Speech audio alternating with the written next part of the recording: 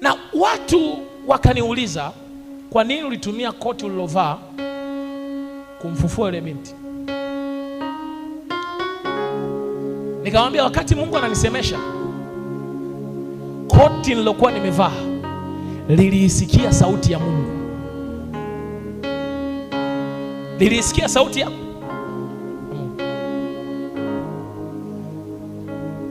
Hakuna upako unaoweza kufanya kazi isipokuwa mtumishi wa Mungu ameukomboa au ameufungua kuuachilia juu ya maisha yako. Upako umefungwa mpaka mtumishi wa Mungu auachilie. Upako hauwezi ukafanya kazi isipokuwa mtumishi wa Mungu ametamka neno. Kwa hiyo upako wenyewe upo kwenye kifungo. Itanilazimu ni ufungue upako kabla ya kuuachilia juu yako.